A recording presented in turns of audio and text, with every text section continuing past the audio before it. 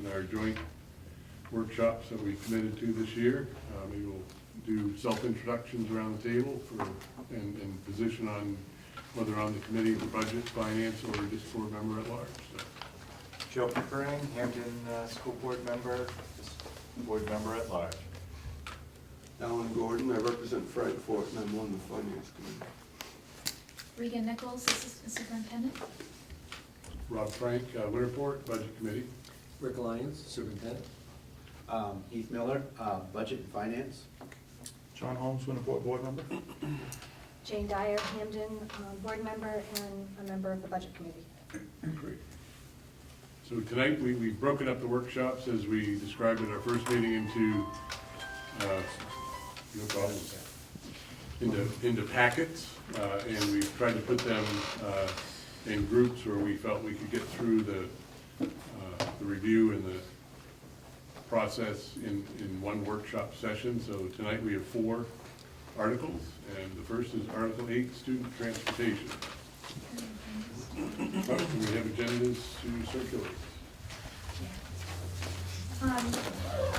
What we had hoped to start with is the warrant articles overview so that everyone becomes familiar with what is included in each warrant article and the rationale behind the relationship of the services that is included in each one. So I'm going to be handing out some information from the DOE on how articles are arranged, and then some definition of some of the programs and services that are included in them. And we will have some extras for the audience too. Oops, I'm sorry.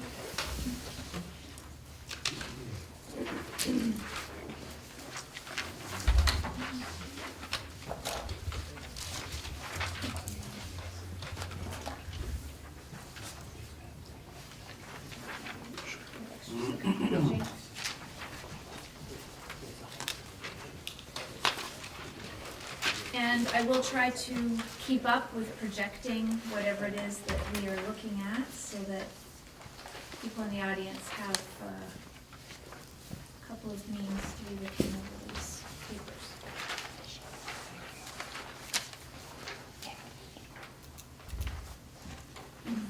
So as you can see, the articles are listed to your right, and then the specific programmatic parts of each of the article are listed down the center.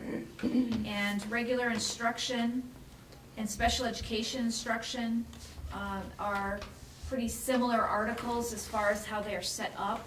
Of course, the difference is what they actually are focused on. Article 3, CTE instruction, will be an article that will be seeing a change this year because we are no longer serving assessments for CTE, which is Career and Technical Education. That's happening at UTC for us in this region. They will receive funding directly. Article 4 is one of the articles that we are hopeful to get to tonight. We did put it on the list, being optimistic. We may not have a chance to get to it. Other instruction includes summer school and extracurricular instruction, and you can see the ingredients there: co-curricular, extracurricular, summer school, and post-secondary enrollment. Student and staff support includes your guidance, health, instructional technology, other student support services, improvement of instruction, instructional staff training, library services, and student assessment. Articles 6 and 7 are administrative articles. Article 6 is focused on system administration, superintendent, the board of directors. Article 7 is school-based administration, which would include your principals and leadership based in schools.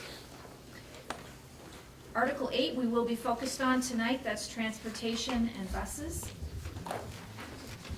And then we also have Article 9, which is facilities maintenance. That will be coming up at a different meeting. But tonight we will be looking at 10 and 11, debt service payments in RSU 22, and then Article 11, all other expenditures, which will include school nutrition here in RSU 22.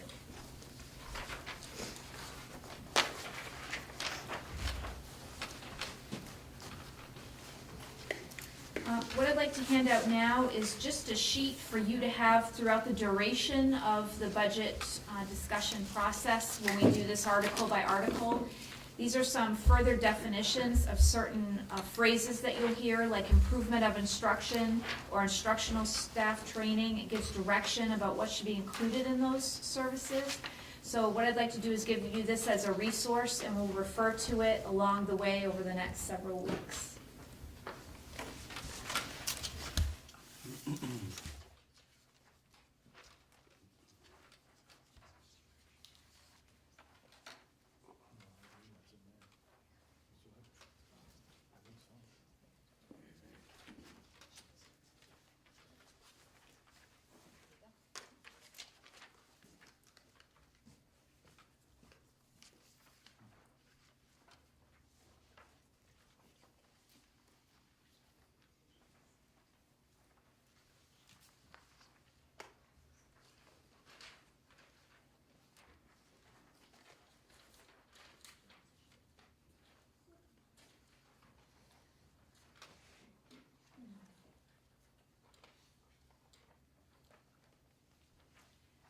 For the articles that we'll be looking at this evening, I think that this resource page will not be as relevant to you right now. But as we move on into the following weeks, it will be, so you might want to keep that with you as a resource. Our hope in going into a workshop model format is that we're able to have a discussion, interplay, sharing of perspectives about things. What we'll intend to do is practice the process tonight of how we see this falling out. And if you have ideas, suggestions along the way, please share that. And if you have any reflection afterward, we'd like to know, because we'll be doing this week to week, and we'd like to make it as efficient and open as possible. What we'll be doing is sharing some overall documentation of the articles that we're going to be looking at that evening, and then we'll get into specifics of each. So I'm going to pass out this next sheet that's an overview of tonight's articles, and then I'll turn it over to Rob to share what his sentiments will be about the workshop model, and then we'll get into specifics of Article 8, student transportation.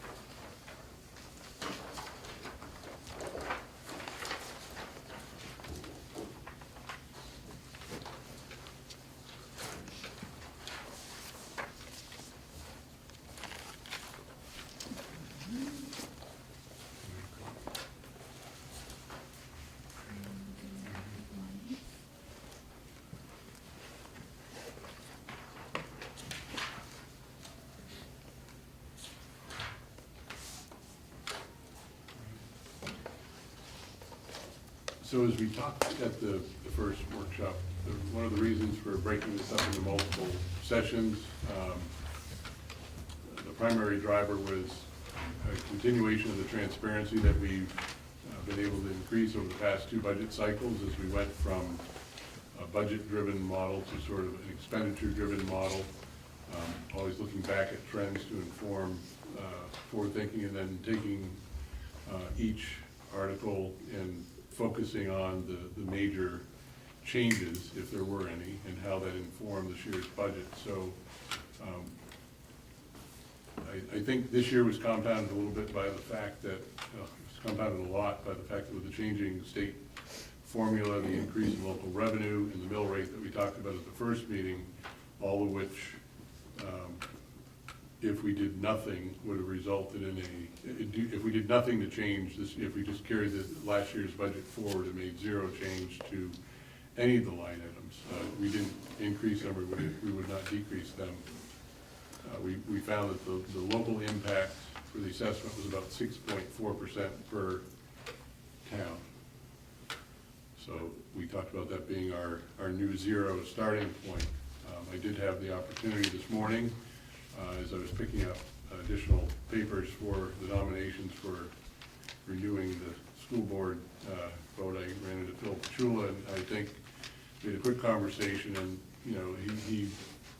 he challenged us to question whether the new zero is 6.4%, that a lot of the communities are already facing some other changes, and make sure that we didn't accept no change is a job done, that to really look under the hood. So that's what Regan has done. If you look at how Article 8 is laid out here, we know from the first meeting that in 18, we had a $10.94 million, we had a $1.247 million article that we projected to be a $1.391 million, with a $143,750 variance, as shown on the sheets that we handed out, which is about 11.5% for that one line item.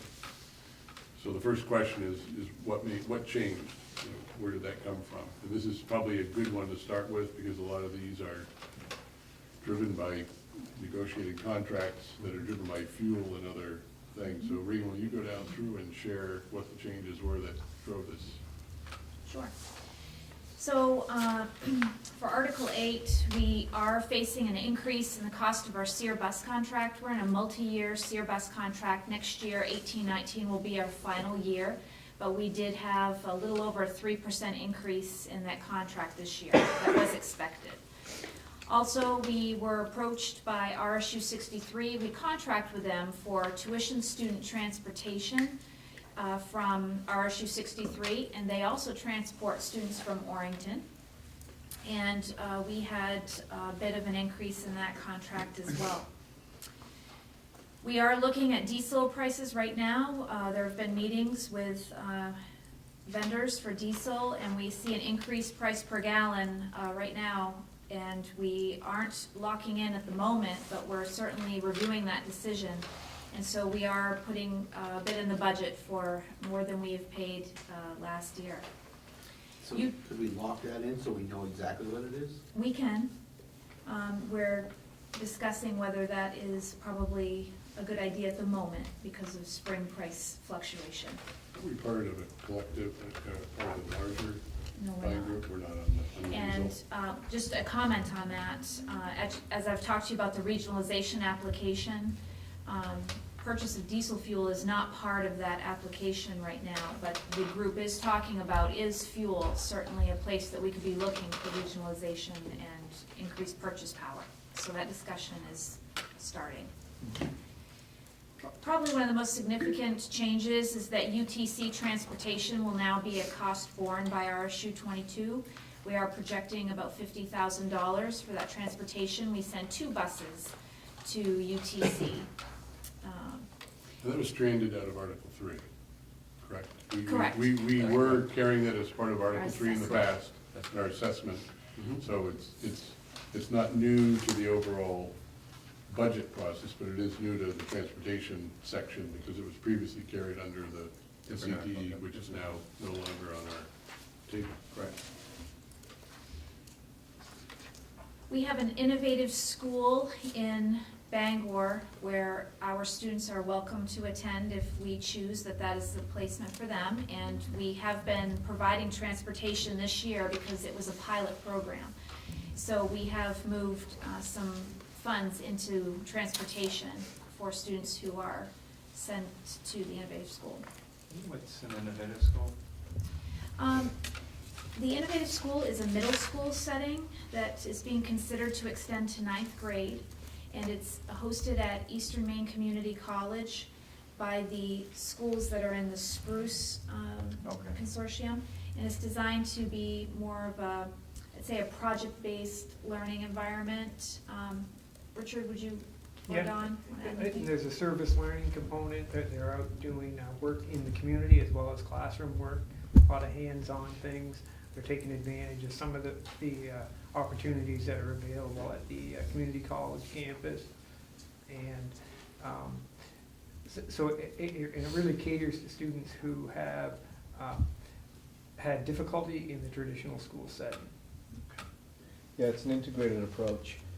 So their math and science is combined in many aspects. And it is designed for the students that need to be taught in a different way to re-energize them, to get that passion back in for learning. And gentlemen, we had how many children this year in that program? At our high water mark, we had 5 students attending from RSU 22. 5. What is the value of that item? $10,512. And then we have a crossing guard. This has been an aspect where RSU 22 has been approached to consider a crossing guard. And we have placed $5,000 in our budget in transportation because we feel it does meet the criteria for assisting students in getting to school. We were approached by the town of Hampden to look into this as they had made some decisions about creating a new crosswalk beaconed area. And they did paint the crosswalk. We are going to be doing a survey in the spring, once we get more kids out actually walking when the snow is gone, to see what the utilization of that crosswalk is and if the need for crossing guard does present itself or not. So we'll be getting back to you about that. Where is that being? Is that on Main Road? It is on Main Road. Right. Where Hampden Cottage Academy. Street enters Main Road. Okay, yeah. So will that study be done before we conclude our budget? Or is there any way we could do that study so that if it was something we decided not to do, we wouldn't have to put it in the budget? Yes, we can be doing that.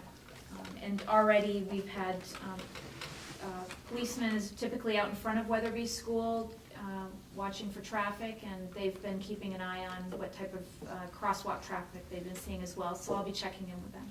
No, that is so close to where that policeman already is. Isn't there any way that we could say, don't use that as a crosswalk, keep coming and walk across when the policeman tells you it's okay to go across? He's gonna be there already.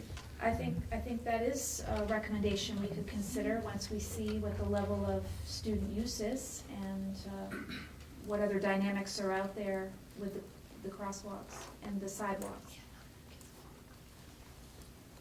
Wasn't there a child hit last summer near that area? It was actually down further by the Irving. It was in front of his house. I guess I'm off on, where's the Cottage Street? If you're going towards Bangor, you go by my office on the left, Yeah, Napa's on the right. Immediately after Napa, there's a house right there, immediately after that house. yeah, so it's by the Irving. No, it's only 300 feet probably north of the Napa, Joe. If you travel down Cottage Napa. and then wind your way back and past VFW, you will come out Canoe Club Road, which is by Irving, so it's sort of the other end of the U of that street. Oh, okay. And that- Napa house. And that student was in front of his house. So where's that end? We put a crossing guard in front of everybody's house? Yeah. I mean, it's an unfortunate. You have a good point, and we, as Reagan is saying, to amplify that, we'll be in conversation with Chief Rogers to help us on that again. What was the dollar figure for the Sear bus contract? I forgot to jot that down. Okay, $1,131,106. And what is, so 3% of that is the increase? About closer to 3.5. I can get you the. 3.5. Yeah, I just wanted to jot that down here. Is there any way, I mean, I guess to also add to the transparency here, can we see the cost of each line, what these line items actually are versus just beautiful? Ta-da, That's exactly what I was saying. here we go. You're pulling it out of me. You guys, That's a- Oh, there we go. That was a good, that was a good setup. Good timing, John, as we practice, good timing on the question, just kidding. Yes? So can you tell me, the Sear bus contract just provides a bus and a driver only? Is that the, because you said the diesel costs separate? Yes, So they're correct. only, they're handling all maintenance and everything? That's right. But you handle, The fuel. fuel? That's a good question, Jane. The other advantage of that, just to amplify that, is we don't pay taxes on the fuel versus if Sear did, you're paying taxes. That's a significant cost savings. Matter of fact, Mr. Raymond asked a question today. I was going back in memory. I'm gonna make this up. I'm gonna get pretty close. We sold the buses in 1996, 97 in through there. And I remember we were paying like 31 cents on a dollar for taxes back then, 20 years ago. So that's a very significant savings. Okay, So so this there's is also definitely no effective cost later. savings to ask them to come up with a contract that includes fuel. Yeah, No, we don't do that. Okay. Don't wanna go We there, don't wanna do that. While we're talking about fuel, the tanks. yes. So, right, building committee, we noted that our storage tank is required to be removed by June 30. That's 20 years old, That's the increase. along with just about every other double-walled fiberglass fuel storage tank in the state that was replaced in 1988 is now scheduled to be removed. And we're looking into, RH Boston. as, right, instead of putting in a new tank, Brush RH Boston. So we are considering, because we are having the tank removed, that we're not going to replace it because it's cost prohibitive to replace it. And also, there are plans on the horizon potentially for a McGraw-Weatherby complex and the need for more parking. So why put your tank back where we may end up utilizing the space for other things? That means that in this proposal, not only have we thought ahead about the price per gallon of diesel, but we will be sending our fleet out to get their fuel. And so we will have a bit of an increase in mileage because they need to go get the fuel. I have asked about an offset in price per gallon because they're not trucking it to us any longer. But I'm not seeing that we're going to have a significant savings because of that. I do think, though, we need to be thoughtful about the mileage incurred just to go get the diesel. So I think we've been thoughtful about it in this proposal to you today. All right, do you want to go through the lines? Yeah. Is that what you'd prefer to do? And, yes. I actually have another question before we jump to the more specific. You mentioned the crossing guard and the police officer that's out on the main road. Do we pay for the police officer staying out there? No. The town takes care of Town that? does, yes. Because I'm wondering about Winterport, and I guess Dawn would be the best to say if the new bus schedule is better at getting cars in and out and buses in and out without police assistance. Because as somebody who dropped off at Smith School before, there's a lot of moving parts there that can be really confusing and would be helpful to have someone there. But if we don't pay for it, then I don't know. And what I mentioned is that the bus schedule changed this year, and I don't know if that helped or not. I don't know if you noticed or made it worse. We have a lot of parents who drop off, so it really hasn't improved. Okay. Sorry, I wish I could say it has, I think Yeah. it's just nature of the beast. And it's driven, I mean, you and I pass each other every morning going, I think, in the opposite to both schools, but for us, it's not a decision between whether they ride the bus or whether they go in a car. It's that additional hour of sleep that they get in the morning, which is so critical to learning, that it takes us 7 minutes or 8 to get to the school, and we're at the end of the line, we're at least an hour and 15 minutes on a bus run. So it's not a choice for us. We chose to allow that critical sleep to occur in the morning, which can make a big difference for the teachers, I'm sure. So I was just wondering how that gets covered. If they just see it as a traffic thing that they like to manage, then that's fine. There's nothing for us to do, I guess. Thank you. All right, so one thing I'd like to do is introduce Trish Hayes. She is our district accountant sitting back there. And she is certainly the right-hand woman for all of this. And so Trish, we may be inquiring with you at certain points around some specifics, okay? Would you like me to go through? Does she want to join us at the table and be within mic range, or? Would you like to join us? I guess how can she say no? I don't know.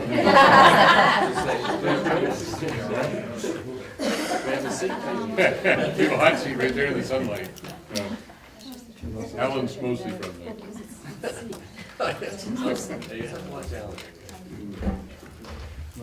These are a little bit different, so as long as we make sure we track what Okay. Just under salaries? double.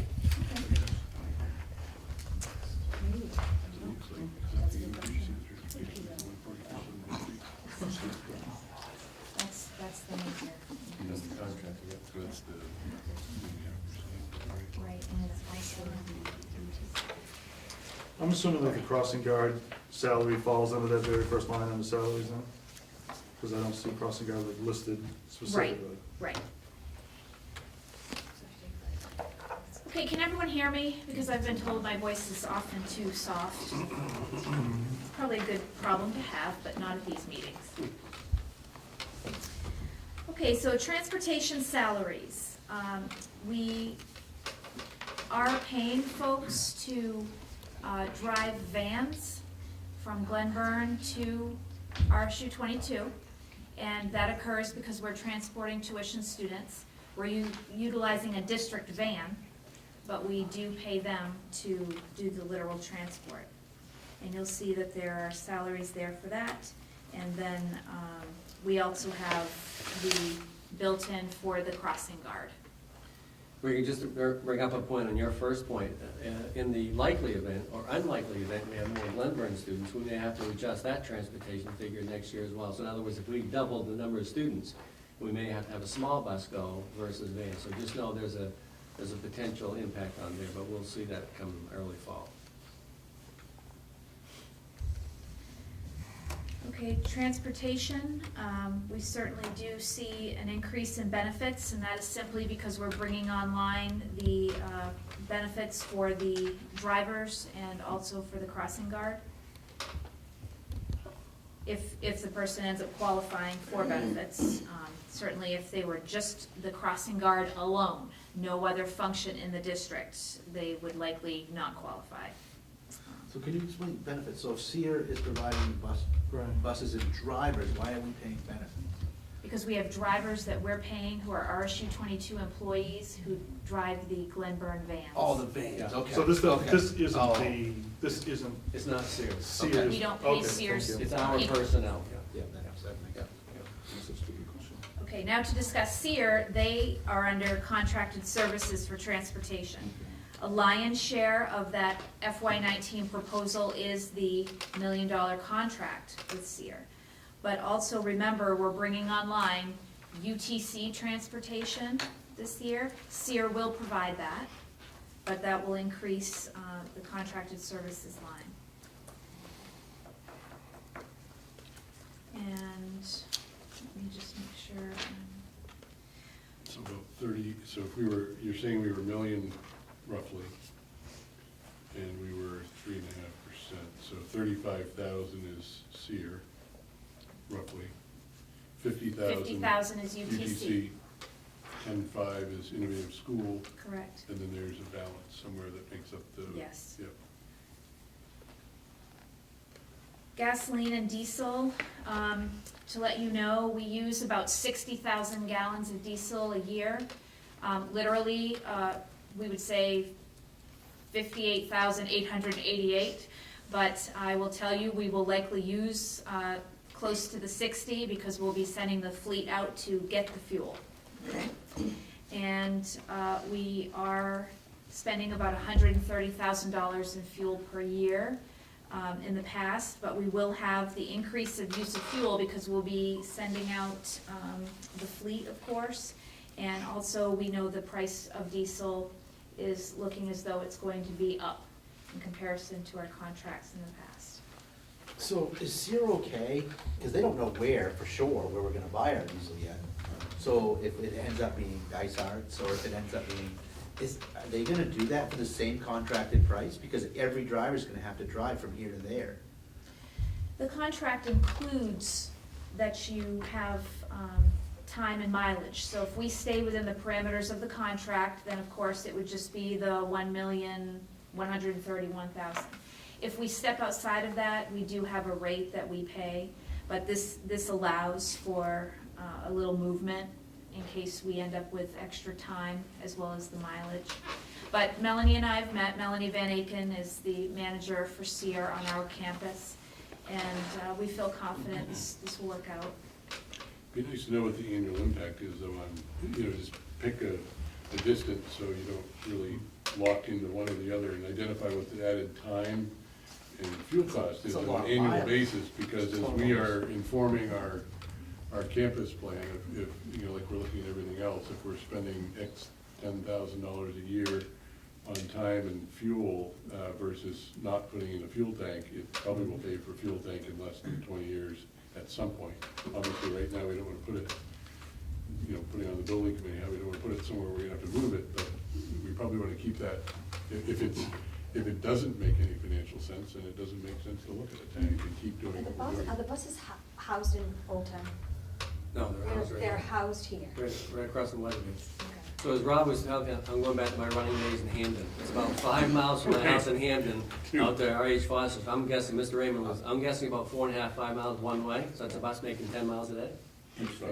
Each Every bus. bus. Each I bus. figured it That's a at lot of I just miles. figured it at 6 round trip, and it's 250 miles if they have to go twice a week on 20 buses. Yeah.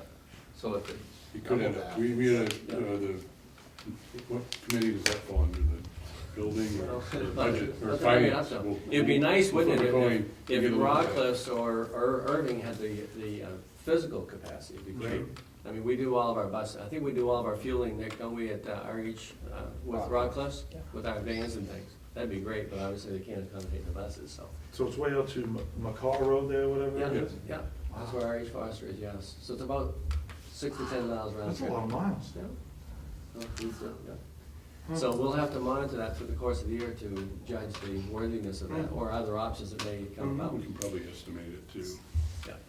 So to bring some context to what it costs to replace a fuel tank, we received a bid for removal and replacement, and we'd be looking at over $100,000 to replace the tank. Just to remove it is going to be $19,000. Yeah, those were $50,000 to $60,000 in 1988, so. Okay, should we keep going, or other Yep, questions on I'm just that? putting a note here to keep that one as a parking lot to come back and look at long-term, number of trips, extra fuel, extra. Okay, so the next portion of this article is for special education out-of-district transportation. And you'll see that we've moved in FY19 to remove this from the budget. And the reason is that in years past, we have had RSU 22 employees who have transported students to regional centers or instructional locations. But last year, we did not, and we contracted this service with SEER. We would recommend that we continue to do that. We found that we certainly are saving because our employees are not receiving benefits, for instance, through this. We also have a situation where our workers' comp premium is going up next year substantially, almost doubling. So when you add that cost in for drivers, that's a very expensive category for workman's comp. And the service that's being provided through SEER, they're actually hiring some of our employees to drive our vans. So it seems as though we haven't had any loss of employment through that decision, and we can continue to utilize our van fleet and not have to incur costs with mileage or issues with paying for a vehicle. So those are technically no longer our employees, they are now SEER That's right. employees. That's right. And this isn't a decision we've just made. That's how it's been running this year. We just felt like now that that's continued to happen, make it be a reflection in the budget.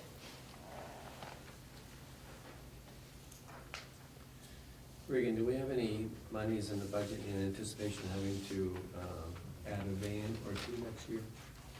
We do, when we discuss Article 9, Okay. we will be suggesting that we have the purchase of a van. Perfect.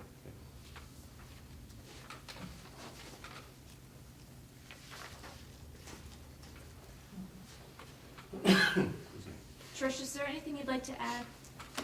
No, I think I covered everything.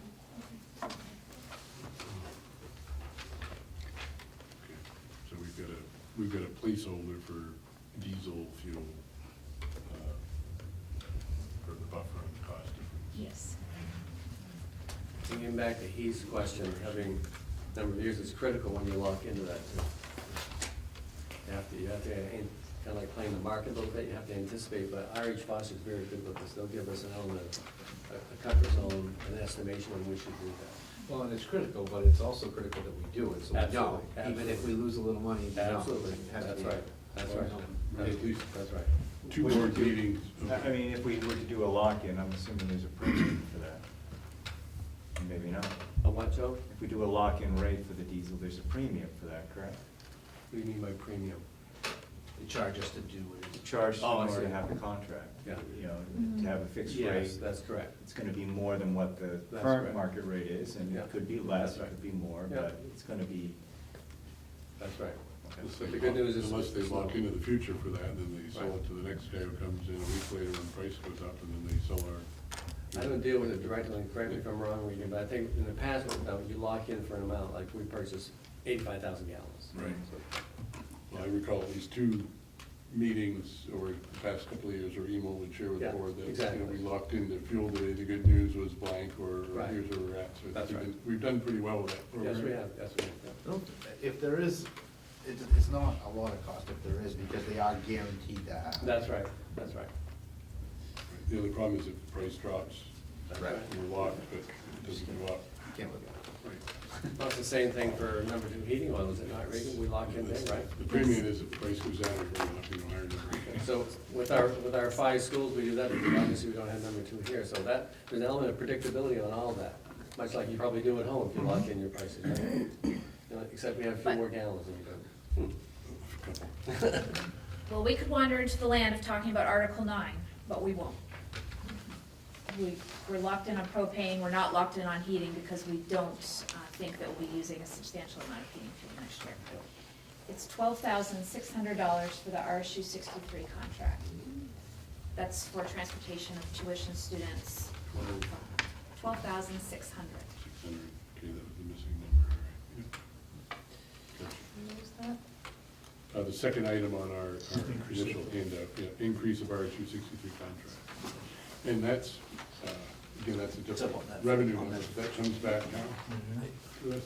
Tuition students. Oh, that one. It's Was it 12,000? more than 12,000. Yes. What was that again, 12,000 what? $600.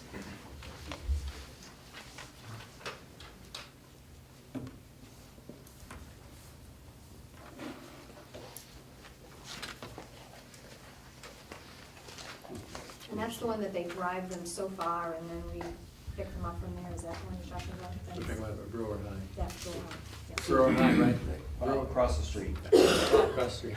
Across the street. Close from Brewer. proximity to Brewer, close proximity to Brewer High. Close to Brewer High, right. So they're coming over here in the morning, and going back there and eating, Mhm. so one run. Mhm. At the same time, it looks like we had a $50,000 for the, UTC, UTC. 2 Okay, buses. that- Yeah. yes. And we're I doing had 2 something runs else a day written to over here that- UTC. Okay, yes. True? That looks Yes. fine, yeah, I had something else written over here that caught my attention. It's not- Rob, dare I say, I'm gonna say it anyway, we may wanna consider a year or 2 down the road, possibility, accentuate possibility of purchasing a bus or 2. If the state with the funding formula, they subsidize that to a fairly generous offer. So just kinda keep that in mind, not That was our fuel tank analysis. not alarming anything, but it may be an option. If we're fortunate to have more children, students come, we may be better off getting a small bus, 25 passengers, something like that. So there's purchase, there's Yeah. hire, and there's also then a lease option as Yeah. well. So Yeah. we've got 3 options. So just keep that in mind as we develop future budgets. So is that UTC bus able to be part of our busing schedule also? Because, is that off enough that they can pick kids up morning and take kids back at night for our district also? Or is Yes, that a the separate buses, the UTC bus is back in time for departure from the school. Yeah. Yeah. And they leave after the students have arrived in the morning. Excuse me. So before we leave that item, I mean, these are, they're budget related, however, I would say the lease versus purchase versus hire, the contract, does that roll in through our finance? I mean, we're all sort of overlapping here. Is that a finance Lease purchase for, I'm sorry. for the bus, if we were looking at a lease versus purchase versus what we're doing to hire or use a bus? To see how that makes sense on a. Would it be in this article if we were? No, I don't mean from a budget standpoint, I mean just looking at what makes sense. Where do we put that task after this meeting? Oh, I see what you mean. Do we cover that in a finance meeting in the future or report out to a finance committee? You're just talking about this, like, Yeah, just researching what. We might, ABC to see how, we can certainly contact the Department of Education, Division of Finance, Pat, whatever, Pat Helmut thinks, and we can do some research. What is it? Yeah, thank you, Pat. And we can bring that to the Finance Committee, because that might be something we might want to explore for next year, really.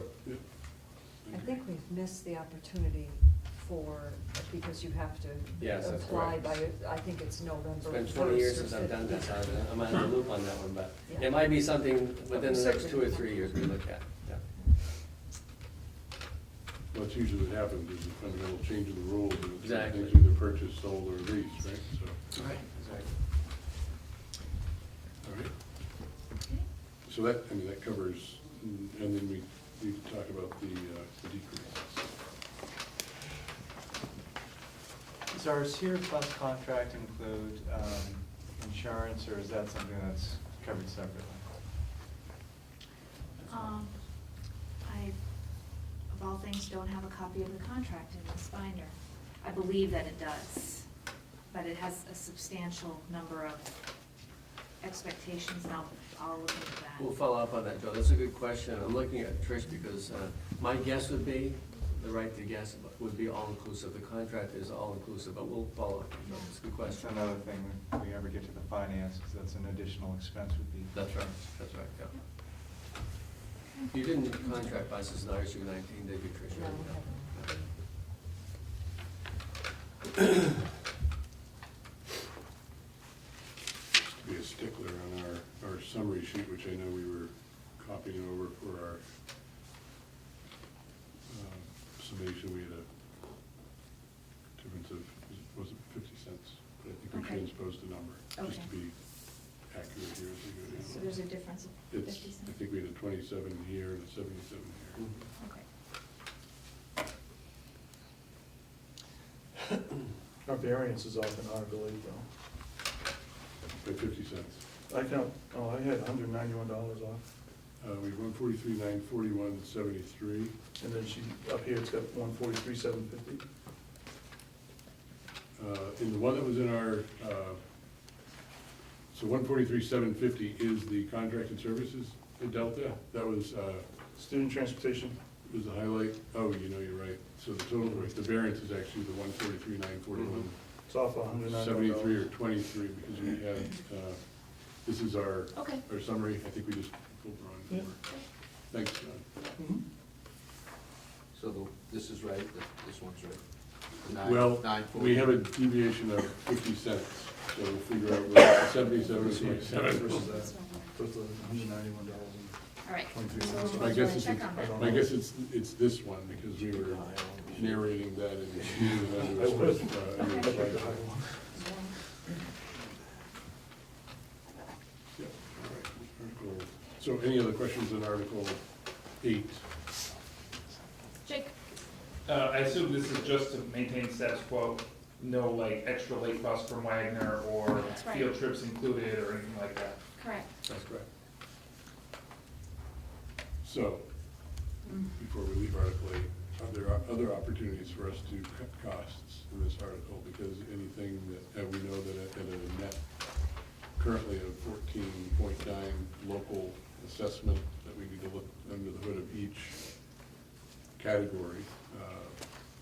Have we, as we look at expenditures from last year to this year, and you do have the budget in the year to date, I can't recall, we actually have our summary warrant that is hanging around the board, and we're roughly right on target for expenditures year to date. is there any chance it will end up further in the black and that can be used to just shift this downward based on last year's budget? I'd say yes. There's a couple of things we're watching. Richard and Don will report back to us whether we're going to have the number of students that will continue in the innovative school next year. We should know that. What was the deadline that that gentleman mentioned to us, Richard, in the email? Yeah, in fact, I think we both already reported back to him based on. Okay, so we should know whether that's a go or not. So if that's not a go, that's a $10,512 savings. And then the follow-up on Heath's question about, as we assess the potential crossing guard, if that's not a go, there's 5,000 there. There's a couple of possibilities of reductions right there. Other than that, I would say, Regan, those are pretty much secured, are they not? Unless we do have a significant increase from Glenburn. Good point. Then I would say that we'd be increasing our salaries for transportation if we had to Good point. do something different than a stipend. Yep. So a little bit of movement, Rob, potentially. In any of the other subcategories that we haven't approached our expectations from last year's budget on year-to-date, or are they all tracking? I haven't looked at the full detail of that. They're tracking well. I know we were right on, We were about 38% expended for transportation. And so one thing I'm keeping my eye on is the gasoline and diesel. We have really good records for both our van fleet and our bus fleet as far as the use. The interesting part is once we have the vendor selected for where we're going to be sending our buses, we can do a cost out on the mileage to that location, and potentially we could look at the gasoline and diesel one. so just for order of magnitude on any of those subcategories, what would be the largest positive variance that we might see in any one of those right now? In order of magnitude, are we in the? Well, I'd say 10,000 for the innovative school if we made a decision that we weren't going to transport students. Is that what you're asking? Yeah, no, I mean, on any of the other regularly, the items that we're drawing down from a budgeted standpoint, as they have any variances to last year's budgeted, what was the largest variance on one of which item would that be, for instance? Okay.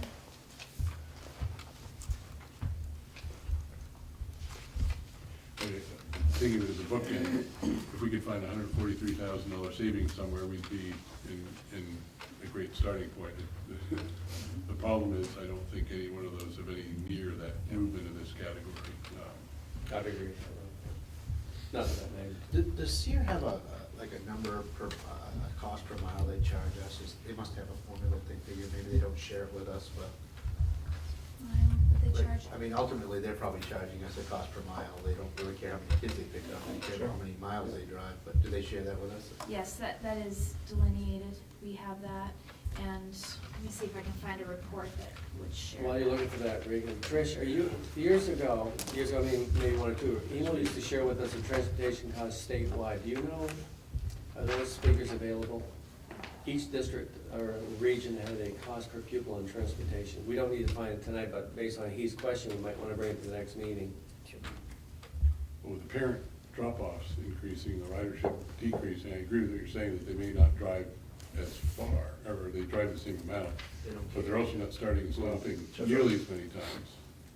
And whether that factors in, probably not in a locked-in contract with next time.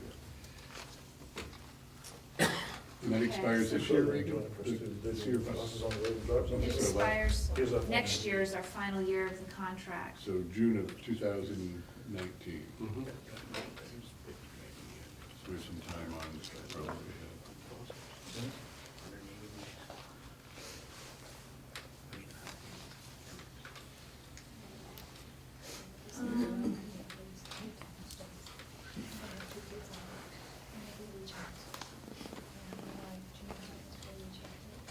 And yeah, sorry if I get in the spot, just any one I of think those I'm is a seeing positive about variance.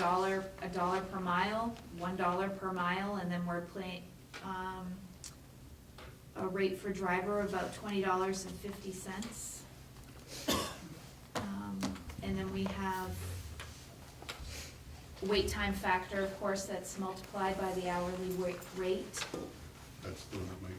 But I really want to get back to you by looking at the literal contract, which I thought I had brought with me, Yeah. to give you that, if it's any different than what I see here. Okay? Okay.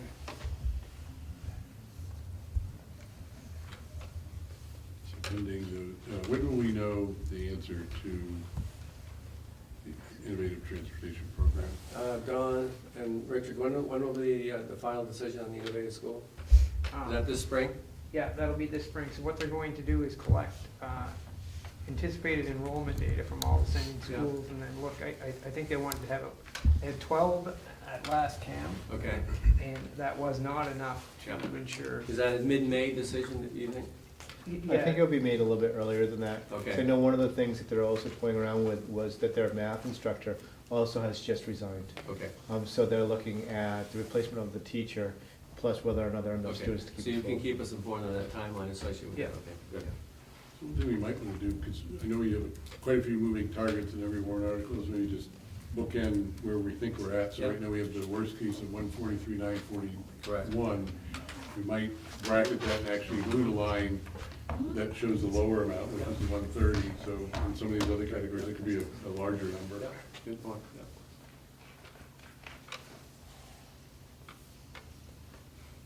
All right, debt service, Okay. the happy one.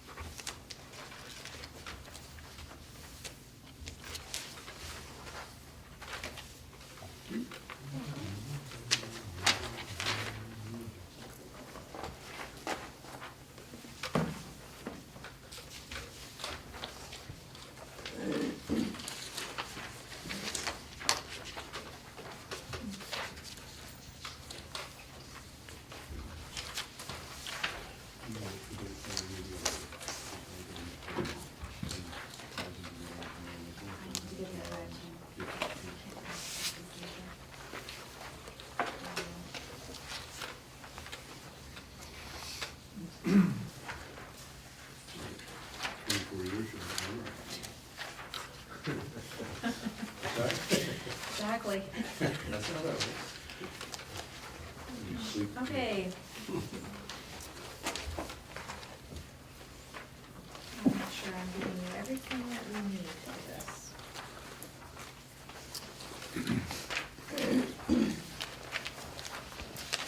Okay, our debt service and RSU 22 that we are reporting here has to do with 3 components.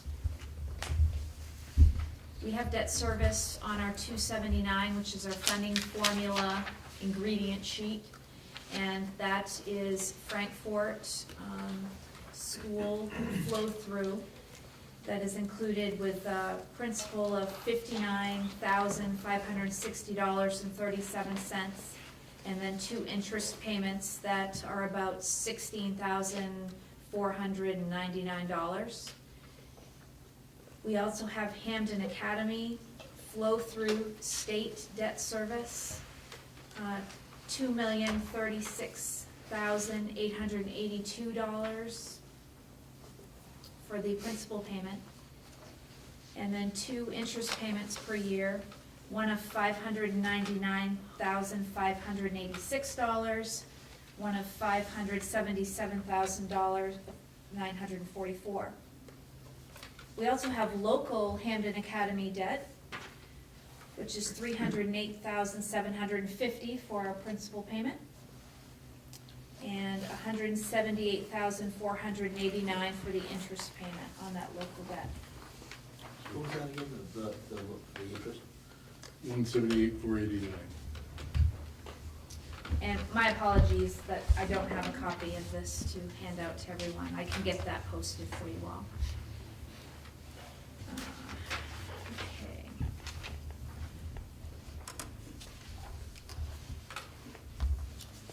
Trish, we also have an interest payment for the turf included in here. Next year, we're not going to be, This year it's, what was the amount for this year? for, For the turf? We had We- one, we don't have oh, sorry, we didn't a have it. payment. We didn't have a payment. No. Regan, what's the remaining term, and maybe Ellen knows this too, on the Frankfurt one, what's the term of that? We do have that. Debt service sheet. I think it's important to realize it is a pass-through. It's Right. not money we're raising Right. here. It's coming from the state. But it Do we has have to be that? budgeted. FY '25. FY '25, so that'd be roughly 60,000, 70,000 in FY '25, but then we drop off. But Alan's right, it just reduces your expenditure side, your gross side. Okay. Yep. Here are sheets that outline our debt service, so I'll wait till these get passed out and then we can talk about particular amounts.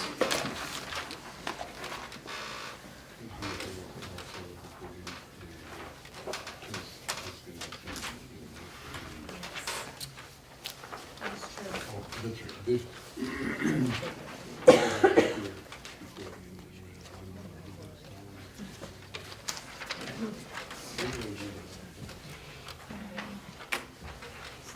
That is for our site engineering cost.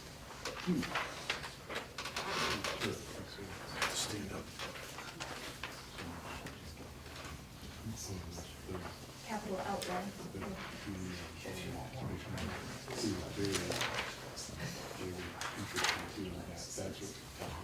It would be until. Yeah.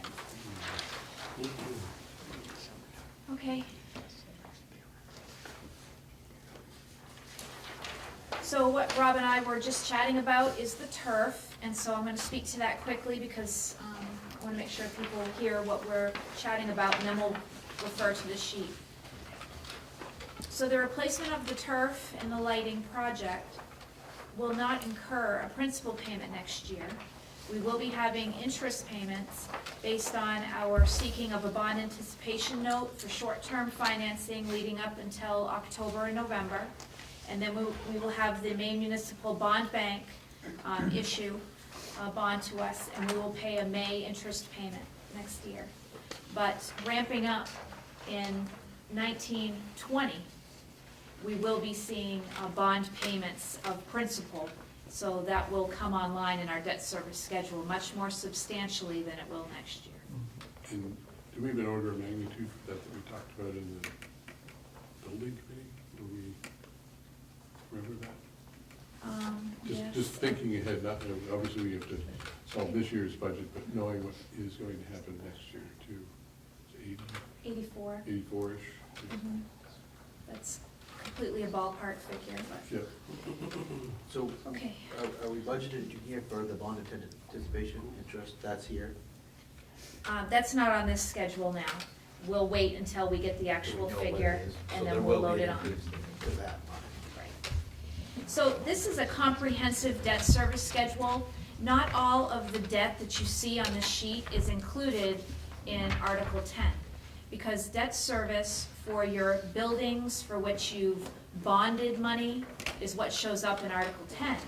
But money that you are owing as debt because you have a lease of either equipment or substantial renovation fixtures like we have for energy efficiency, LED lighting, boilers, things like that, are reflected here but would be in a different article. So we'll be coming back to this sheet multiple times, depending on the article that we're talking about.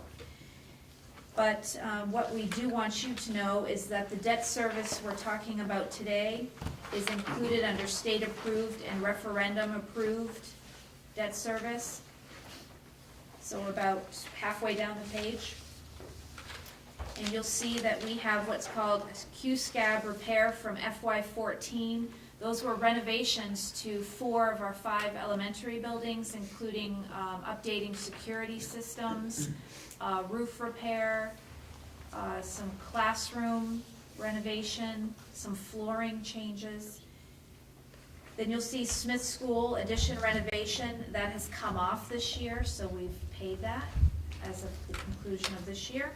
And then you have your new HA local and your new HA state coming through. The Frankfurt debt is noted at the bottom of the page. Because it is a flow-through, it does show on our ED 279. We are required to report it in this fashion, but it isn't an impact to our budget directly. So it appears that most, if not, well, almost all of that decrease. Or, I'm sorry, Yeah. looking at two numbers, the 145 is roughly the school, Correct. 146-ish. Correct. Right, and we do have about, was it 17,000, Trish, for the interest? 17,400 is what we put in for the turf payment, and Go back 5,000 on, for right. the. And just so you know, that's where we're hoping the Weatherby/McGraw project comes with respect to the state-approved referendum debt service. We should know that in the middle of June. So Heath, your question was, is the bond anticipation note cost and the first, is that the same thing that we're talking about? So that's in here. Mhm. I thought you said it wasn't. The bond, the cost for the temporary note. It's not on this sheet, on this long sheet. It's not represented here yet because we haven't. But it's in our, But the we've first made- summary It's page. in the we article. made. We've allowed for it. Right. Oh, okay. And that's one that we usually don't see much of a wiggle room in there. It has big changes depending on what we've just Right. identified, so.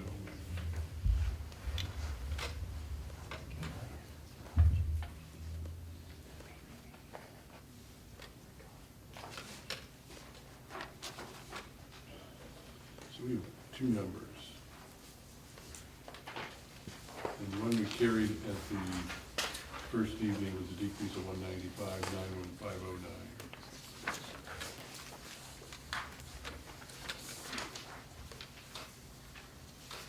So is that the actual, that's the one we're looking at for the change? Is this- Actually, we're now looking at this budget report by article, which we passed out earlier, and it showed each of the 3 articles we're discussing tonight. What it's showing is that we've made the adjustment for debt service, and we're now at the 145,619 savings. When I did the original calculation, Rob, I didn't know about the repairs, the FY14, the 5 schools, so I didn't have that Okay. included. All I had included was what came off the 279, Okay, so the decrease is 145,619, not 195. 195. Gotcha.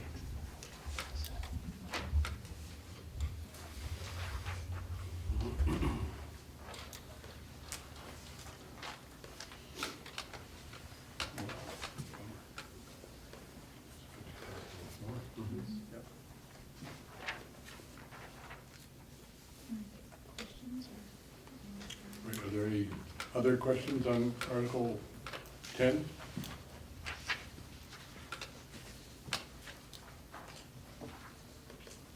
Hearing none, moving on to Article 11. Other. All right.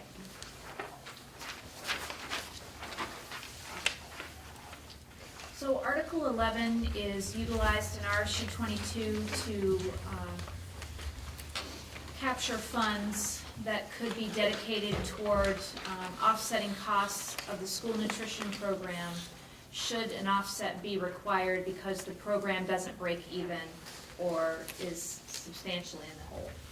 And RSU 22 has enjoyed a history of having a food service program that has been able to be self-funding. And last year was the first year, and I'm not even sure if we've ever put money in there before, but in a long time, where we actually dedicated funds because we were having a new director come online. And there was concern that with the new directorship and coming online at a different level of benefits and pay, that we would need to have some funds to offset that. What I'm going to show you now is a sheet that is a revenue and expense report around our district's food service program, comparing this year to last year, so you can see that we are on track and what we anticipate going out of this year.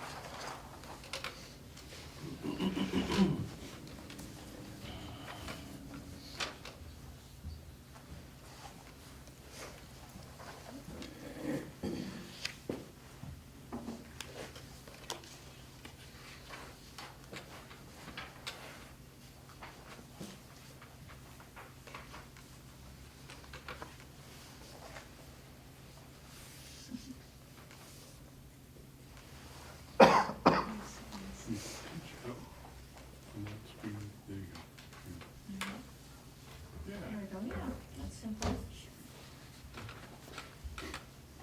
TJG won't crash on you, Is anyone utilizing that screen to read this page? I'm not gonna fiddle with it anymore, you're good.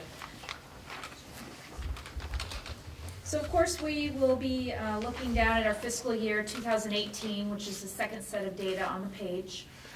And you can see how we have the left-hand side is revenue, right-hand side expenses that are being incurred in our program month to month. As of March 2018, our net right now is $16,252.14 to the good. It's interesting, I've learned some things about food service. Month to month, we see significant fluctuations for a few reasons. One of them is days of attendance. If you have substantial days where students aren't attending in a month, you aren't, of course, fulfilling food needs, and so you're not getting revenue from the meal purchase, yet you still are carrying your employees. We also have situations where, coming up in the spring, we'll have field trips. And on the days that kids are taking field trips, they're not purchasing their lunches at school, yet you're still paying your staff to be there and serve the students who are in attendance. So we will see some fluctuations back to back in May and June. Yes? Do you have the ability to reduce how much you purchase in field trip season? So you're not, Sure, yes. okay, so that is, Yes, and I would say to you that that is something that's very much a predictable pattern. We know that's going to happen, so they can make those predictions. But one thing we do in schools, just on the ground, is really ask for great communication. If you know you're going to be planning something substantial, communicate it so that we are budgeting correctly. The other thing is the number of school days in any one month. So when we have April, for instance, that will have a vacation in it, we'll have June where we don't have as many food service days. That will impact what our net ends up being in that month. Looking at this, there's another story to tell, and that is in the equipment cost expense line. There is equipment that is replaced, utilized, maintained in the food service department that we haven't always costed off to food service. And those are some decisions and recommendations that we need to be bringing back to you all. Because quite frankly, when you lose a dishwasher or an oven, and you cost that directly to your school nutrition program, that's quite a substantial hit. Whereas you may be able to handle that more easily in Article 9 in your facilities maintenance. And the appropriateness of whether it lands in Article 9 or here in Article 11, I think that's something that could be argued. And so we'll continue to work with that decision making. We do have a lease right now for a piece of kitchen equipment that we've been paying. I believe it was a dishwasher. And that is actually borne in Article 9 right now. So we are thinking that this $33,000 that we're suggesting, we had come to you with an additional 7, because back in January when we were doing our... We had a recommendation of 40. We Right. rounded to 30 and we carried 40 at the first meeting just to carry that extra 7. Yeah. Correct. In January, when we were doing things, we were seeing that, as you can see January's line of net, we were $31,000 down. And not knowing, we have a new director, I'm new, Trish is new, we wanted to be conservative about, are we going to have to fund this? Now we're seeing that we're coming out of it well. We would recommend pulling off the 7,000 right now and sit with the 33.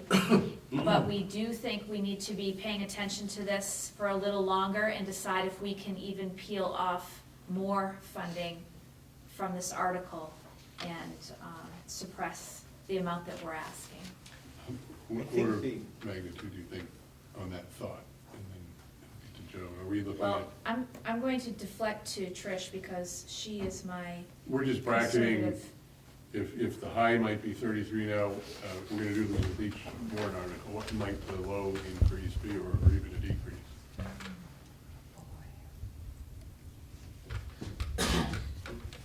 Again, we're absorbing a lot in the general fund, so I don't wanna go too low.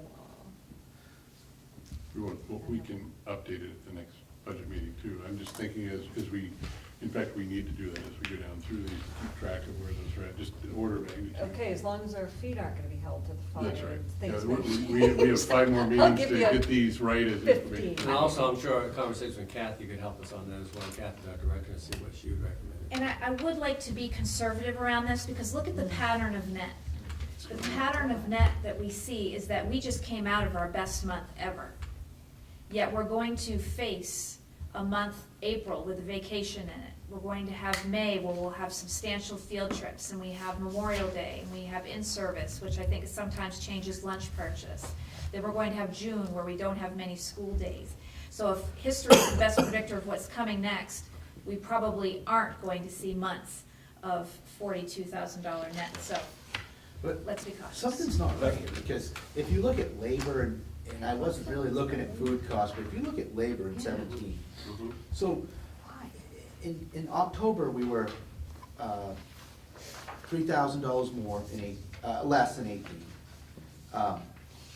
$2,000 less than 17. The next month, you were 14,000 more in 18. The next month, it was $5,000 less than 18. The next month, 1, and the next month, we were $9,000 less labor in 18 in that month. Yeah, why At do the we same even know time, that? It's just- you were $25,000 less food in March.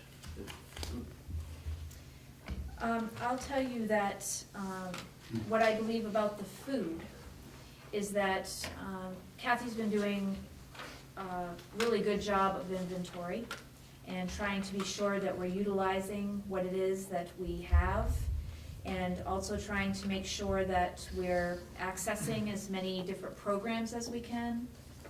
So I think it makes sense that we're gonna see some fluctuation there. Why is labor so different though? Why would 95,000 one month and then another month it's That's 39? September. I would say they We would. had, What date? Go ahead. we had overlap in that month, I believe, I'm talking off the cuff now, Increase too that we do. of Retroactively. substitute. Well, the September is gonna reflect everything that happened in July, August. Oh, Because you okay. don't report Okay. anything until September. Okay, so the prep. So there would have been overlap through the summertime with one director. And didn't we have an increase in food service labor costs that would have had some retroactive that would have That's been right. swept up in In September? contract? The contract, Contract. that's right. So that would have been picked up in That's right. September too. And also, if I'm not, if I'm correct, that group of people receiving an extra week's pay in September by contract, the food service. Yeah. We call it vacation, but really it's an extra week's pay. That makes sense. It's just the Okay. variability in the labor Yeah. per week, per month that I just, because like we were just saying, even if the kids don't eat, we have to pay those. Right. Okay, so you go from 96 in December to 39 in January. That's a huge difference. But January, For we next have year. the Christmas, New Year's break. So, it's, you kind of have to look same month to same month. So is the Christmas Because break the- get reported in January then? Yeah, but even But look, it's, but that's But you 20,000. still have that time out in January. well, that's what I was looking at, same month to same month. Vacation time. It was 72 versus 96 one year to 96. the other, Yeah. for that month of That's December. still huge. George? My separate question, I think that the Food Shaving Act either passed or probably will pass recently. Do we anticipate any impact on our food service costs? We have not discussed a food service cost to that. Or the loss of revenue? Yeah. Good question. So that will affect our, it's a revenue side. I'm just thinking about what I understand that act includes, and I don't even know if it really means much. I don't- other I than think that it maybe it was means- feel-good legislation, because it said that if they qualified for free meals, Mhm. then you need to give them free Right. meals. Mhm. So that's why I'm asking, I don't even know if it has an impact. I think that we are consistently trying to get the communication so that we can know who's free and would continue to do that pretty heartily. So I think it would be low impact is my gut feeling, but I'll talk with Kathy about it. I think it's, in Smith Wagner, we're already free reduced for percentage. Last time Smith Wagner was approximately 41-42%. Yeah, that's right. Richard? That's the cross. Yes, they were at 48. So you This had is 48? 50. Okay, all right. It fluctuates. And we were down to like 41 or 42, and that's as low as we've ever been Okay. since I've been there. All right. So I don't know. They've come up with new creative ways to name the food that has fooled our 10-year-old away from the peanut butter and jelly. Unfortunately, their 12-year-old sister tells them what they really mean is that's a chicken finger, not Right. whatever it's called that day. So unfortunately, it's ruined the food choice. And no complaint, it's been a great program. I mean, I've heard good things from at least two folks that participate in the program, and they're pretty vocal about, that's one of the few things you get out of it. What did you have for lunch today, right? What did you do at school, what did you have for lunch today? So, We might want to circle back with Kathy on a couple of these things. and labor. You know, You and mean- to her credit too, these are different food service directors, there might be some different figures there. That's right. that Right. Aren't relevant. Well, that's true. That's a good point. Yeah. We're gonna drill down labor on Article 11. Yeah, yes. Well, mainly to make sure we're informed for next year, and Okay.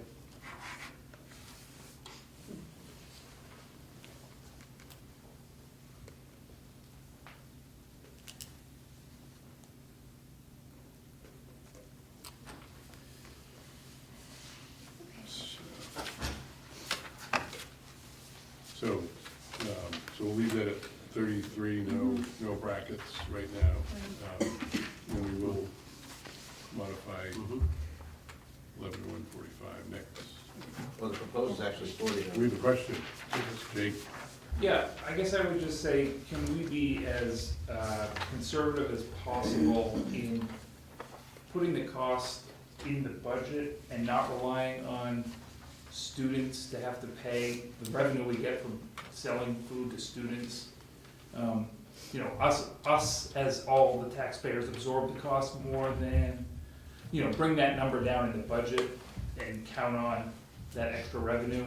Because I feel like with the food insecurity topic and relying on the kids to buy food to make money, and the teachers, to help support this, I don't wanna have to, I don't know how it works in the pricing of the stuff, if that's set and everything is the same, but I don't want kids to not pick food to eat because it's too, you know, it costs too much, because we've gone Too with far. not enough, you know, tax revenue into the program.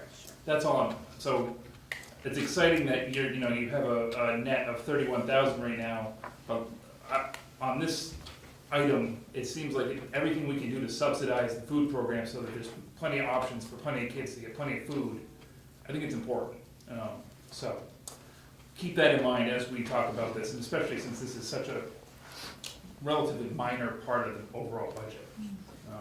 So right now, Regan, just for clarity, our placeholder is 33,000. That's right. Yep. That's where we're at right now. We That's can where we're circle, at. yeah. Yep. And that one, we're not gonna bracket, we don't, Probably not. it makes it so small. And Isn't that actually 40 we're asking? No, we're no, not. we changed Okay, it. change The it. yellow is the true one. Oh. Yeah, the yellow. So that is a positive change from meeting one, but we're not Correct.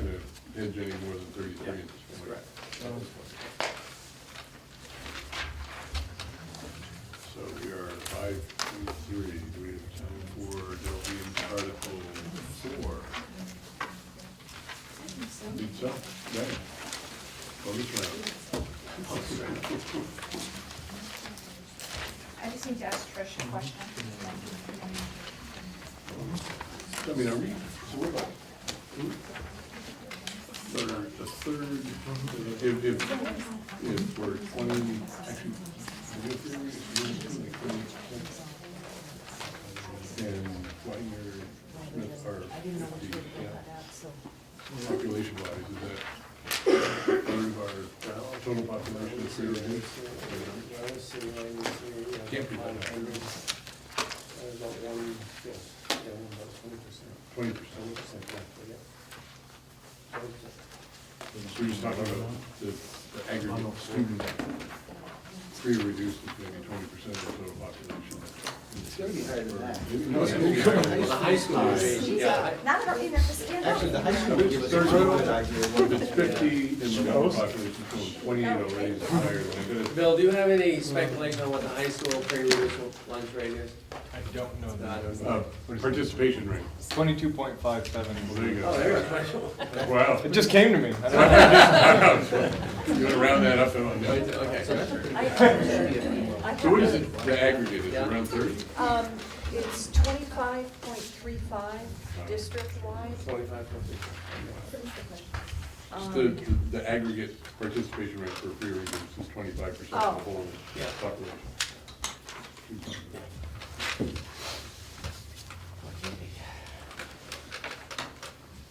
That includes the summer lunch program in here as well, right? Or, no. That was not a change, that's been on the books now for a few years. Would that have been one of the changes? How long's the Smith summer program? 3 years? What? We're just talking about the Smith School lunch, summer lunch program. What are- That wouldn't be on here. Sorry, No. to wait for you to leave to ask the question, sorry. Your card, Don. We were just trying to, just look at variations in prior years. It appears that 17 would have reflected the summer lunch program in 16 as well. When did that go into full? Yes, we've had it for two years. 2 years, and we're able to get it again for this coming summer. So basically, everything on this breakdown includes having that consistent summer lunch program.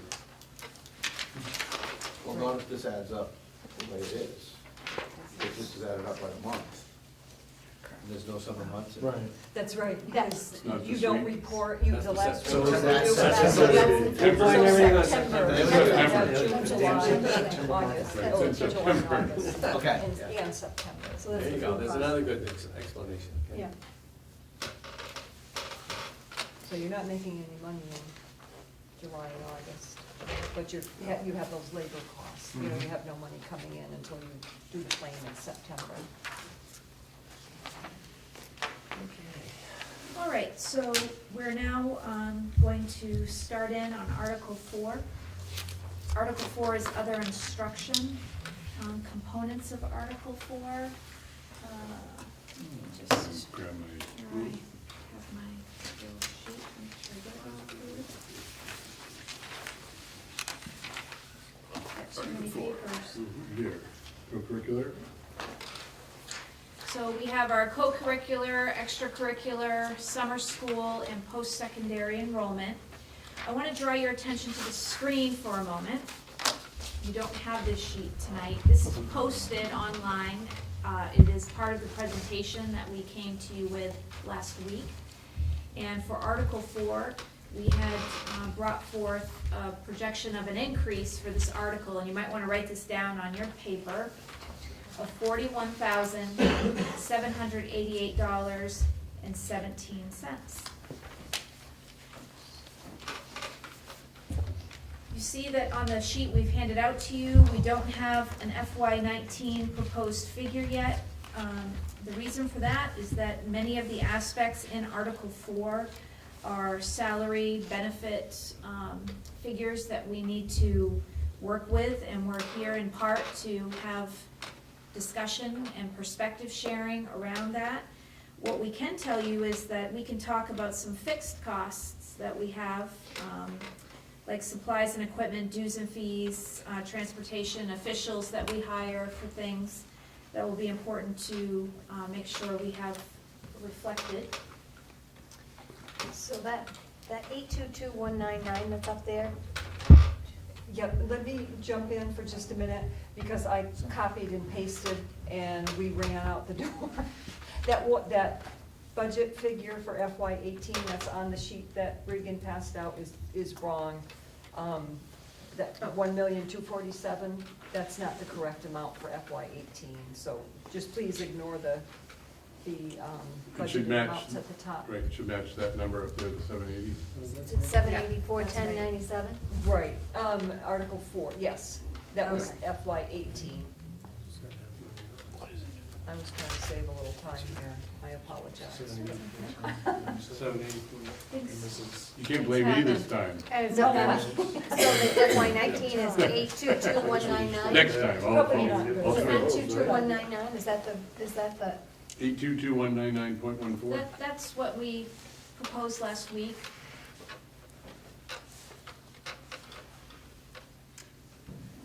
Let me see if I can make it bigger. Was it informed by past trends also? Mhm. So, without, So are supplies and equipment, is that like teacher supplies for the classroom? Well, it's related to the co-curricular supplies, but let me just pull up my 50-pager and I can tell you exactly what. The reason I'm asking is last year, I think we put in an extra 10,000 for teacher supplies in the budget. at the, yes, after the June, that's right, we did. I thought it was before the June. Was it in the June one and then, yeah. I'm just wondering, can we add more to that this year? You're- But this is We co-curricular. can, that would Correct. be, John's point. So that'd be that'd under be in regular Article instruction. 1. Okay. One. Article yeah, one. that's a. We'll hit that next time. That's what's Tomorrow. Keep that thought. Yep.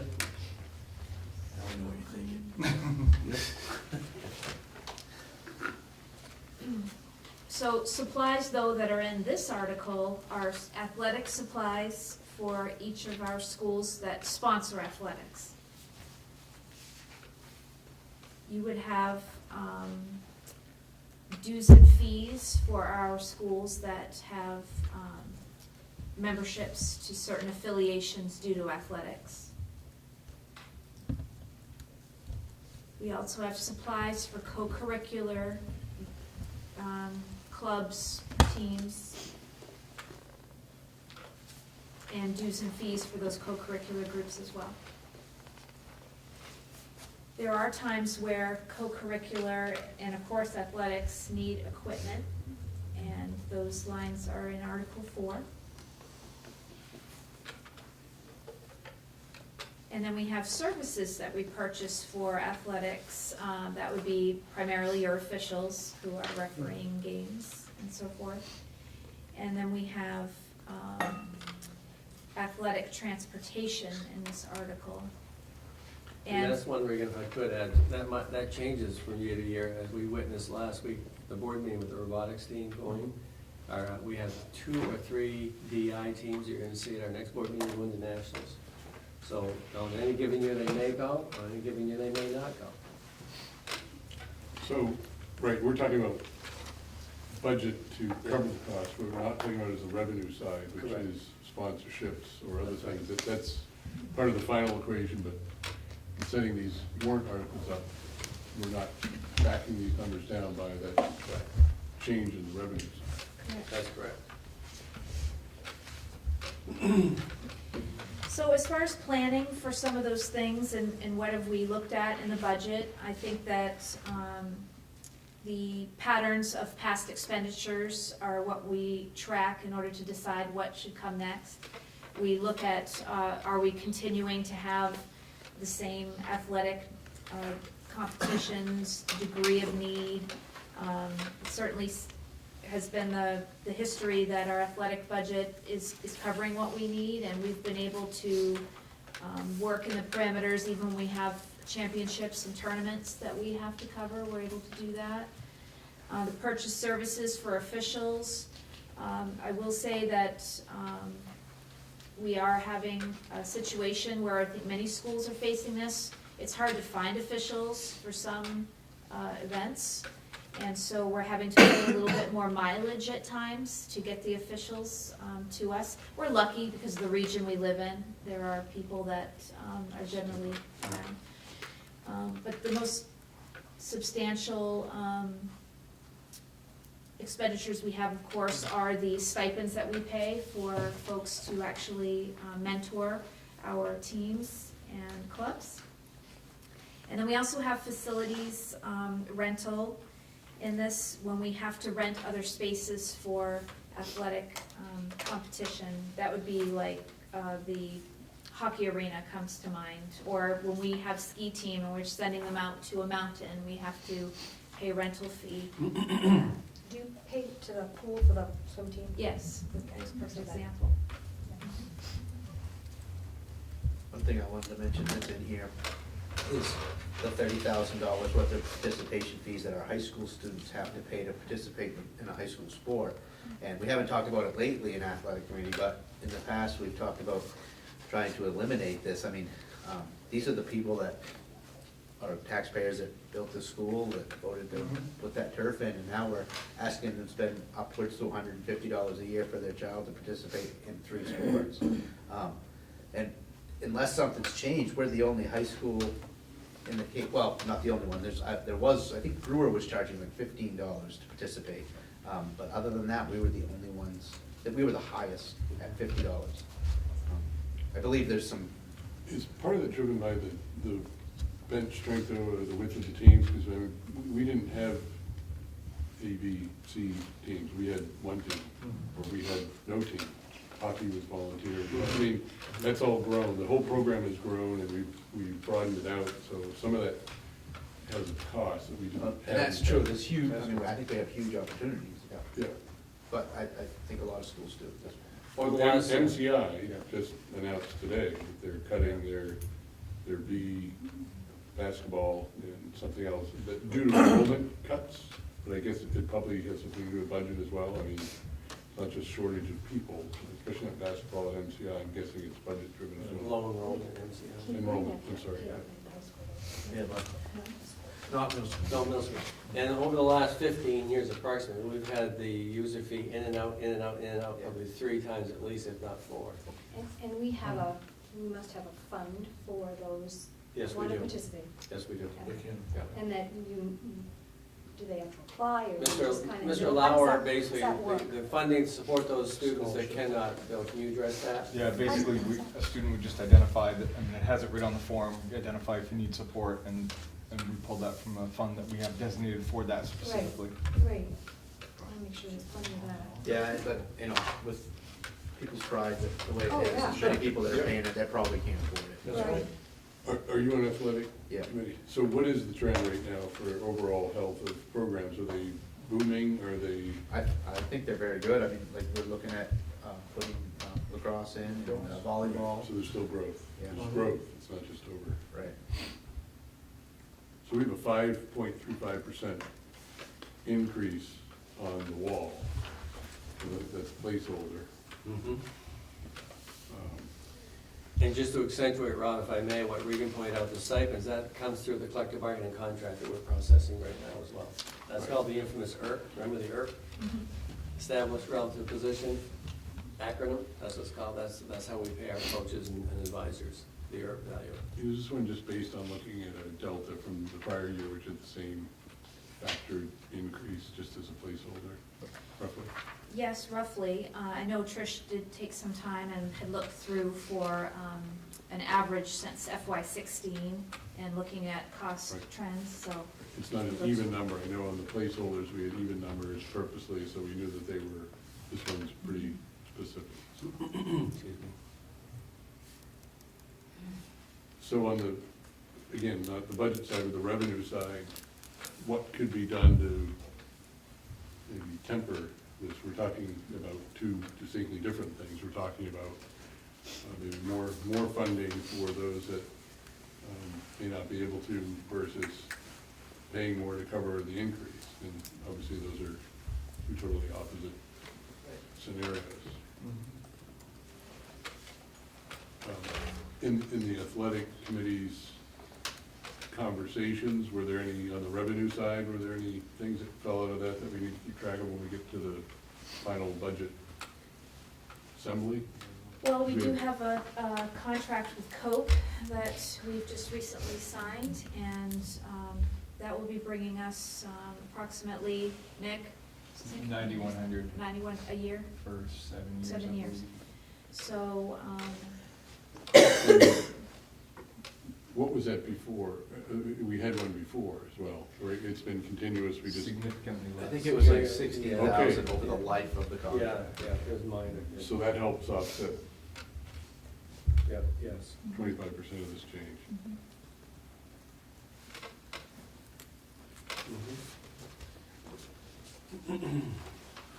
Assuming that the only people that drink Coke are at sporting events, right? Is it all through boosters, or is this just in It's actually a contract which is water going or to anything, not just Coke? dovetail with our school nutrition offerings, So and, it's campus-wide. correct. That was part of the positive of going this way this time is, and you guys can probably speak to it more being on the committee, but, is wrapping that in together with our food service program. That's right. Yep, that's right. Parts.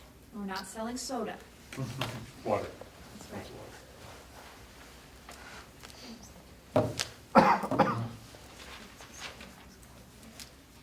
So we placeholder.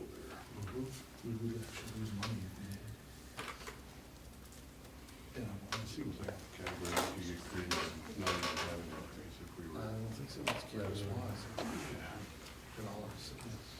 But, so the sponsorship for the turf, I mean, is a good example. Is that a one-time or is We that can, sustaining? if you, The there's turf- no, the there's no turf soda field, sold at any athletic events, like a Sponsorship, football is that game, a sustaining, like it's that, annual? just water that's sold. Should be. Now, after school, for events, our wellness policy does allow there to Yeah, be. okay. Exactly. But during the school day, Right, and at school, if school sponsored events are in the school, you're not gonna have Coke in it. Yeah. That's what I thought. Okay. Keith, has the athletic committee been talking recently about getting back maybe to our focus on potential naming rights, athletic facilities, gymnasiums, things like that? Well, we'll be talking about the signage campaign Okay, okay, that's. as we go forward. Thank you, Yeah. okay. Can we, if we could add that, I mean, this is, Article 4 is one that there's a lot of passion around it, and usually is one that we can find a revenue enhancer that helps offset these costs. Yeah. Not that the other categories don't, but this is one that's usually been more I believe- visible, yeah, more I believe visible. we to sold, Fred sold one sign, right? Yeah. We sold a. Greenlit, I think so. Yes. I don't know how much you got out of it. so, I just had a question for you, Rob, that now that we've tried this with a few articles, maybe we could talk with the group and the audience about how this worked for them, what type of information they wish they had less of, more of, so that when we come back to do this again, if we even need to revisit Article 4, we could, to make sure people have all the information they need to be a participant that Mhm. can comment.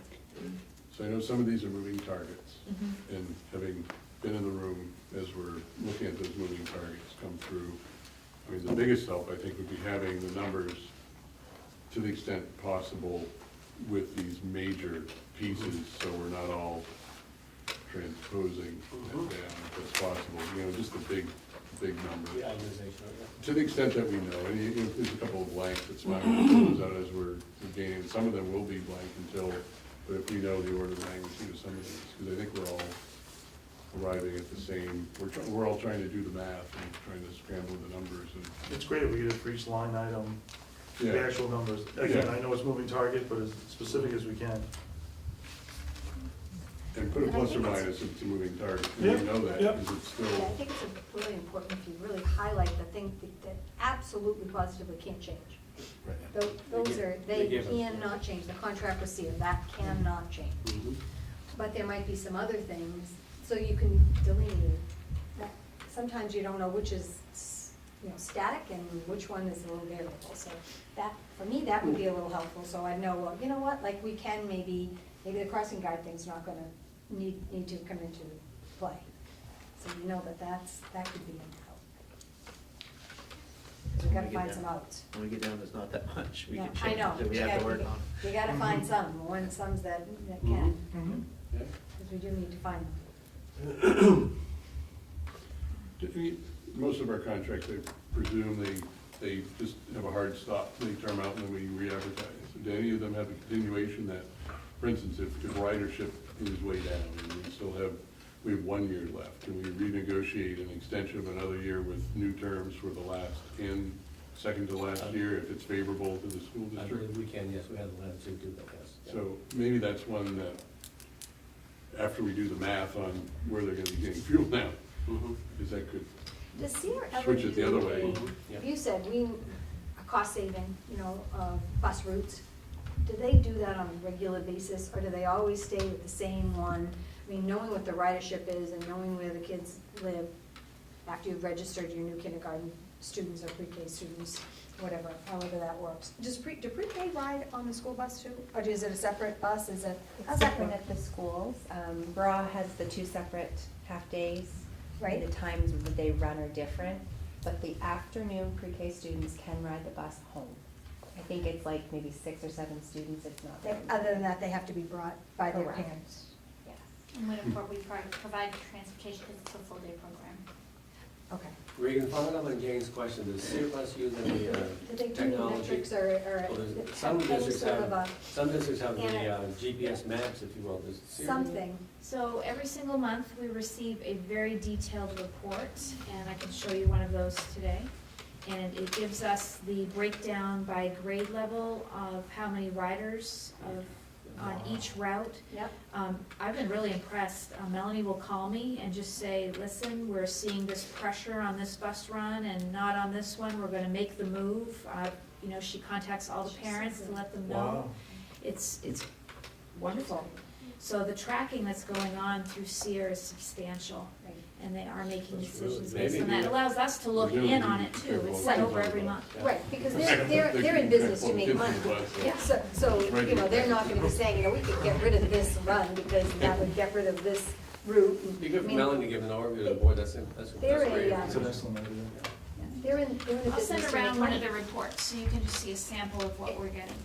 It would just be interesting to see, they're being proactive. yeah. How often do you get that report, Regan? Every month, I'll give you January's, for instance. It was interesting that Gene would ask that, 'cause last night on the news, there was a UPS, they Yeah, were did you interviewing see somebody that? from UPS. That was amazing. Yeah, and they were Really? talking about routes and how they change every day. They and change. what they have to pack. Unreal. And they have a GPS that tracks it, and then they They know where to meet us. plan the route so Yeah. that they have right-hand turn, so they can always turn at a light, Mhm. so that they make it go one way, so Okay, that they. yeah, yeah. What's the most It's efficient? they use a, Running software, yeah. algorithm Yeah. that tells them what would be the best route. Yeah, that was amazing. So you know. need people to meet on the other side of the street. The guy pulled in my driveway. Absolutely. So Regan's question was, I think, open to the floor and to the guests. Anyone else have comments? My comment is number one, and I haven't seen it on the website, is if you have an outline of what days you're gonna talk about which articles. Oh, yeah, I do, I have that to show tonight, actually, and I will post it tomorrow. Okay. We approved that this morning. We had to kind of see which ones would make sense in order, so That's fine. good question. And then the other comment I was gonna say is, the discussion of the revenues that fit with these is also important. And I think if we can, even summary, in terms of the, other, for the last one we were just talking about, the fact that you've got 30,000 for athletic fees or whatever, gate receipts, whatever feeds in to point out where some of this revenue is tied to, the fact that, taxpayers are paying, actually only Right, you can see the 10% of offset. this whole article, or Sure. on the debt service one, you have it on your big sheet, but, taxpayers voted during the referendum 5 years ago to spend more on Hampden Academy than was gonna be subsidized. That's correct. So, no flexibility here, Yeah. which is Right, that's the what you mentioned before. But or the fact that you talk about food service, and somebody might think that it only takes 30,000 to run the whole program, True, Right. when, true. it's a $500,000 Okay, great, endeavor. we can do that. April 24th, Next meeting, April So, 24th. yeah, let me make this even larger, and we'll talk April about this. 24th, Articles 4 and 9, and then And we since can. we covered 4 today, That's good, we can circle back. we can pull, Okay, so April 24th, we have covered 4. Article 9 is maintenance and operation of buildings. That is a pretty Pretty deep substantial dive, yeah. article. We certainly could come, we could talk about bringing another online, but I would say that that will be Well, that's gonna quite be a lengthy that could be a conversation. lengthy That conversation. plus also to come back just to double check with some of the things that we were writing down for what we discussed Updates tonight. on ones that have already. Correct. yeah. Yeah, so that's a good point. We'll return and, we'll Review tonight. review the responses to any outstanding questions from previously reviewed articles, provide an update on those changes, but not spend a lot of time on them, and then focus on April 24th, focus on Article 9. And that one, I know, Alan, we were talking about the building committee being, or providing a little guidance on the amortization of our outstanding capital improvements list, which is where we came up with roughly the 600,000 right now. And to me, that's the one that has the most opportunity for change, but bear in mind that we've been deferring the maintenance for quite some time, probably as a result of it being the one that gets pushed. There are certainly things, I think, as Jane said, that really shouldn't wait any further, whether it's safety, security, or other issues. So we want to know what maybe the bottom line is, and then see how we fare as we go through it. Jake, you had another Yeah, question? the last thing I thought about earlier was in these that we talked about today, I didn't see anything about what had been proposed by the people, the admin team or whatnot, that you had debated and didn't make it into this proposal for pluses and minuses, so that we could all see, like, whoa, crossing guard made it in, but were there, 7 other things that would have cost, $450,000 that you said, I can't even Yes. consider that, Okay, we sure can do that, and it just happened today that the articles that we brought forth didn't really have. They hadn't proposed more debt. But we can do that, okay. And also on that, Jake, you read my mind with that one, is how many years going have they asked for this? Right. So let's say, I'm gonna make something up, but let's say someone has asked for an assistant principal for 8 years running. And 8 years running, we've not put that in, but we've put something else in. Or some school has asked for, I don't know, something, and they've asked for it for year after year after year after year. And every year it gets knocked down, but then something else is put in. Well, why have you knocked down something that they felt they'd needed for 8 years and put something else in that all of a sudden is just a one-shot deal? I think that would be an interesting topic when we get to those, and that can, I think you just would have that information if you all were here, you'd have that, so. We have it.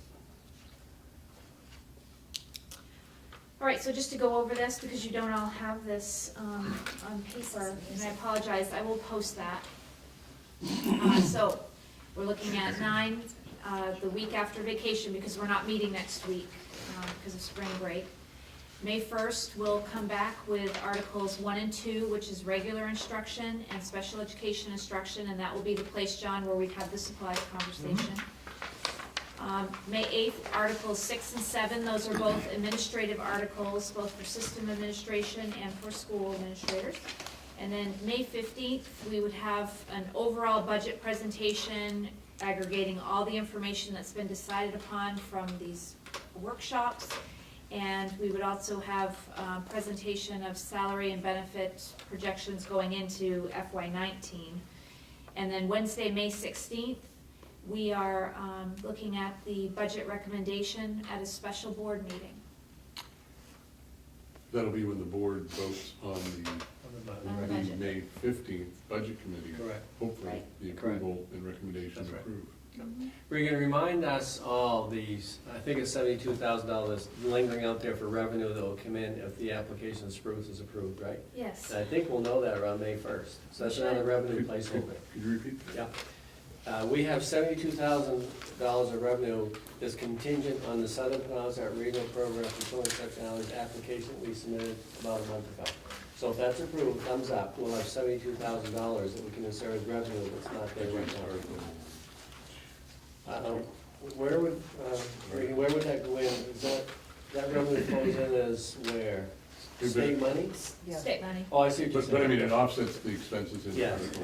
Is it 2 or 1? 6. 6?